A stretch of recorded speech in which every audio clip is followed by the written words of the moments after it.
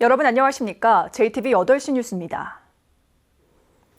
이번 총선에서 더불어민주당과 국민의당은 청년 취업과 사회적 경제, 소상공인을 지원하는 공약을 내놓았습니다. 국회가 여소야대로 구성돼 관련 정책이 탄력을 받게 됐습니다. 보도에 정원익 기자입니다. 전북의 사회적 기업은 167개로 수도권 다음으로 많습니다. 하지만 공공기관의 우선 구매 등에 대한 입법이 이루어지지 않아 기업을 육성하는 데 한계를 보이고 있습니다. 더불어민주당은 이 같은 문제를 해결하기 위해 사회적 경제기본법 제정과 공공기관의 우선 구매 10%를 공약으로 내걸었습니다. 서민 또 시민을 위한 중산층 이하 이런 모든 분들이 공감할 수 있는 이 사회적 경제 기본법이 반드시 이번에 통과되리라고 믿고, 청년 취업 문제는 더불어민주당과 국민의당이 의견을 같이 하고 있습니다. 두 당이 모두 공공부문의 청년 고용 의무 할당률을 3%에서 5%로 늘리고 일정 규모 이상의 민간 기업이 한시적으로 일정 비율을 청년으로 고용하도록 의무 할당제 도입을 공약으로 채택했습니다. 당연히 그런 식으로 의무적으로라도 청년들을 고용을 확대해 나가야 될 것으로 봅니다. 더불어민주당은 영세 상공인의 고용보험료를 지원하고 노란우산 공제를 확대하기로 했습니다. 국민의당은 중소기업 공동개발 제품을 우선 구매하도록 정부 계약법을 개정키로 하는 등 여소야대 국면에서 두 정당의 취약계층 공약이 구체화할 수 있을지 주목되고 있습니다. JTBC 뉴스 정원익입니다. 이번 총선에서 국민의당이 전북 제1당으로 바뀜에 따라 6월에 이루어질 지방의회 하반기 원구성에도 큰 변화가 예상됩니다.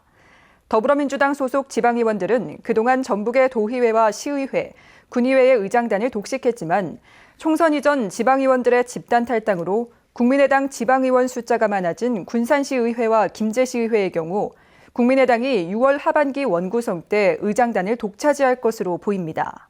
또 전북도의회와 전주시의회는 더민주 소속의 지방의원 숫자가 국민의당보다 조금 많아 양측의 힘겨루기가 불가피해졌습니다. 더불어민주당 김종인 대표가 전북 방문을 다음 달 초로 연기했습니다. 더민주 전북도당은 김 대표가 당초 내일 광주를 방문한 뒤 전북을 찾을 예정이었지만 지역 민심을 고려해 전북을 따로 방문할 예정이라고 밝혔습니다. 김 대표는 전북 도민들에게 전북의 총선 참패에 대해 사과하고 후보자들을 격려할 예정입니다. 군산시가 집중호우 때마다 침수 피해를 겪고 있는 내항 주변 배수 펌프장과 빗물 저장 시설을 설치하고 있습니다. 하지만 올 여름철 장마 전에 공사가 끝나기 어려워 주민들이 불만을 터뜨리고 있습니다. 김진형 기자입니다. 지난 2012년 군산항 주변 주택단지가 갑자기 쏟아진 빗물에 물바다가 됐습니다. 바다로 빠져나가야 할 빗물이 만조대에 오히려 역류해 주민들의 피해가 더 커졌습니다. 아침 새벽부터 골짜기에서 산 위에서부터 골짜기로 물 타고 내려오는 거예요. 지금 마을주민들 지금 자기 집 지키라고 지금 물보내느라고 정신 없죠. 군산시가 집중호우 때마다 침수되는 내항 주변 지역에 220억 원을 들여 배수 펌프장과 빗물 저장 시설을 설치하고 있습니다. 하지만 공사업체가 자금난에 허덕이다 사업을 포기하는 바람에 차질을 빚고 있습니다.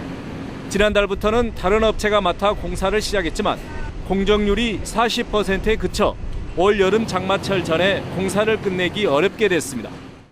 원래 계획대로는 오기 전에 그런 계획을 한번 검토했는데 일단은 연말까지는 전체적으로 어느 정도 윤곽은 마무리 지으려고 노력하고 있어요. 주민들은 군산시가 부실한 업체를 선정해 공사 차질을 빚게 됐다며 불만을 터뜨리고 있습니다. 장마철에 물을 가둬주는 시설이거든요. 근데 저 준공이 늘어지면 또 많은 침수가 우려되죠. 군산 내항의 배수 펌프장 사업이 차질을 빚으면서 주민들이 또다시 침수 피해를 겪지 않을까 불안에 떨고 있습니다. JTBC 뉴스 김진영입니다. 전주 아중천과 남원 주촌천이 환경부의 오염 하천 개선 사업 대상으로 선정됐습니다. 환경부는 오는 2021년까지 이들 하천에 모두 513억 원을 투입해 생활 오수와 농경지 오염수가 흘러드는 것을 막기 위한 하수 관거를 설치합니다. 또 하천 둔치를 정비하고 꽃과 나무를 심어 친환경적인 생태 공간으로 만들 계획입니다. 전북의 14개 중학교가 수학 나눔 학교로 선정돼 운영됩니다. 전북교육청은 수학에 대한 흥미와 자신감이 부족한 학생들을 위해 전주 기전중과 서신중 등 14개 중학교를 수학 나눔 학교로 지정한다고 밝혔습니다. 수학 나눔 학교에서는 상담은 물론 문제점 진단을 위한 수학 클리닉, 그리고 선후배와 퇴직교원 등의 재능 기부를 활용한 멘토링 제도 등이 도입됩니다. 오늘도 황사와 미세먼지가 심했습니다. 그래도 봄꽃이 활짝 핀 도심의 꽃동산에는 포근한 기온에 시민들의 발길이 이어졌습니다. 권대성 기자입니다. 파란 하늘 아래 전주 도심에 희뿌연 공기층이 만들어졌습니다. 어제에 이어 오늘도 전북 대부분 지역에서 황사가 관측됐습니다. 전주의 미세먼지 농도는 오전 한때 지난주 금요일보다 5배가량 높게 치솟았습니다.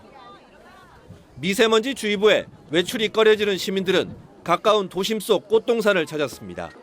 전주 완산공원에 활짝 핀 분홍빛 철쭉에 사람들은 감탄사를 연발합니다. 가족끼리, 친구끼리, 연인끼리 시민들은 봄날의 추억을 남기는 데 푹 빠졌습니다. 꽃도 아름답고 좋네요. 저 한 40년 된 와 살았어도 처음 올라와 봤어요, 여기. 근데 진짜 꽃 좋아요. 연분홍 색깔의 겹 벚꽃까지 어우러지면서 말 그대로 꽃대고를 이뤘습니다. 빨간색 보고 단풍인 줄 알았는데 꽃이어가지고 더 이쁜 것 같더라고요. 네. 이게 벚꽃하고 철쭉하고 잘 어울리는 것 같아요. 네, 겹벚꽃 처음 봐가지고 더 이뻐요. 몇 년 전부터 입소문을 타기 시작하면서 완산공원에는 관광객들의 발길도 이어졌습니다. 저희가 SNS로 여기를 접했는데 색감이 굉장히 뚜렷해서 사진을 찍어도 예쁘게 잘 나오는 것 같아요. 불청객 황사와 미세먼지로 대기는 답답했지만 시민들은 포근한 기온과 따사로운 햇살 속에 만개한 봄꽃을 보며 유연을 삼았습니다. JTB 뉴스 권대성입니다. 다음 달 1일부터 14일까지 2주 동안 여행 경비 할인과 다양한 이벤트로 구성된 봄 여행 주간 행사가 열립니다.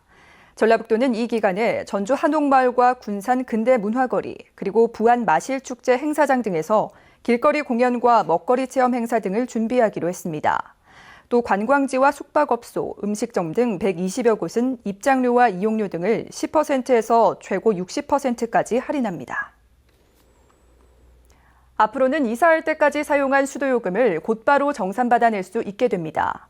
전주시는 이사 당일에 계량기 지침 등을 맑은물 사업본부에 전화로 알려주면 요금을 정산받아 바로 낼 수 있다고 밝혔습니다. 전주시는 수도요금을 사용하고 한 달 뒤에 내는 지금의 체계가 개선되면 이사에 따른 요금 분쟁이 크게 줄어들 것으로 기대하고 있습니다. 한국자산관리공사 전북본부가 지난해 세금 체납자의 재산을 매각해 111억 원의 체납세액을 징수한 것으로 나타났습니다.